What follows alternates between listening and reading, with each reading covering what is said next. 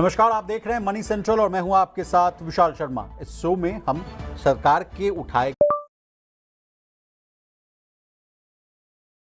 गए कदम और फैसलों की चर्चा करते हैं। कदम सही उठाए गए हैं या नहीं, इस पर गहन चर्चा विमर्श करते हैं। इसके अलावा यहां बात होती है देश विदेश की पॉलिसी, पर्सनल फाइनेंस की बात हो या शेयर बाजार, म्यूचुअल फंड, सभी मुद्दों को आसान भाषा में विस्तार से समझाने के लिए हमारे साथ मौजूद हैं हमारे सहयोगी और वरिष्ठ आर्थिक पत्रकार प्रवीण शर्मा सर। सर, आपका मनी सेंट्रल में बहुत स्वागत है। धन्यवाद विशाल।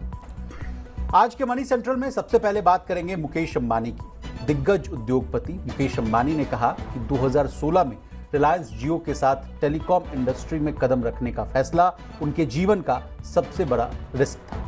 वैसे तो मुकेश अंबानी ने अपनी बिजनेस जर्नी में कई बड़े दांव किए, लेकिन टेलीकॉम सेक्टर में कदम रखना क्यों चुनौतीपूर्ण है, रिस्की है, जानने की कोशिश करें। इसके अलावा चर्चा करेंगे जेपी मॉर्गन के सीईओ जिमी डिमॉन की। इन्होंने कहा कि दुनिया में स्किल्स की कमी लोगों की नहीं, 2030 तक यानी अगले 5 साल में 10 मिलियन नौकरियां खाली रह सकती हैं, यानी स्पेस जो है खाली रहेगा। अब ये स्थिति क्यों आने वाली, क्या करना होगा, देश और दुनिया के पॉलिसी मेकर्स को आसान भाषा में समझने की कोशिश करेंगे।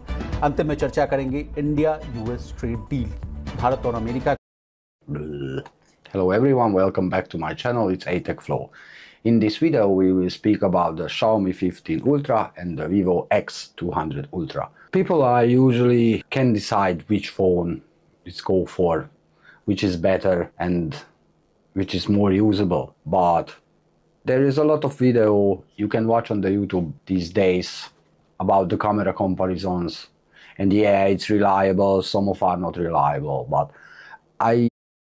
ट्रेड डील, भारत और अमेरिका के बीच जो व्यापार समझौते के लिए बातचीत चल रही है वो अभी 50-50 के लेवल पर अटकी हुई है। अमेरिका जहां ये समझौता जल्द से जल्द करने के मूड में है, वहीं भारत किसी तरह की हड़बड़ी में नहीं और साफ कह दिया है कि वो अपने हितों से समझौता नहीं करेगा।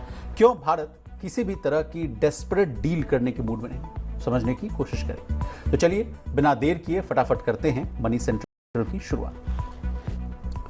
रिलायंस इंडस्ट्रीज के चेयरमैन मुकेश अंबानी ने खुलासा किया कि जियो में इन्वेस्टमेंट करना उनके जीवन का सबसे बड़ा जोखिम था। फिर भी इस रिस्क को जानते हुए उन्होंने डिजिटल भारत के बुनियादी ढांचे को मजबूत बनाने के लिए ये निर्णय लिया। आज की बात करें तो जियो जो है देश का सबसे बड़ा टेलीकॉम ऑपरेटर है, जिसके 47 करोड़ से ज़्यादा कस्टमर्स हैं। 5G, cloud, artificial intelligence service में इनकी जो मौजूदगी है वो लगातार बढ़ रही है। प्रवीण सर, रिलायंस ने हमेशा बड़े रिस्क उठाए, फिर टेलीकॉम सेक्टर को सबसे ज़्यादा रिस्कियर बताने के पीछे की कहानी क्या है, ये हम आपसे समझना चाहते हैं। नहीं, बिल्कुल। देखिए, जिस तरह से मुकेश अंबानी ने एक इंटरव्यू में ये बात कही है और शायद पहली बार उन्होंने इस बात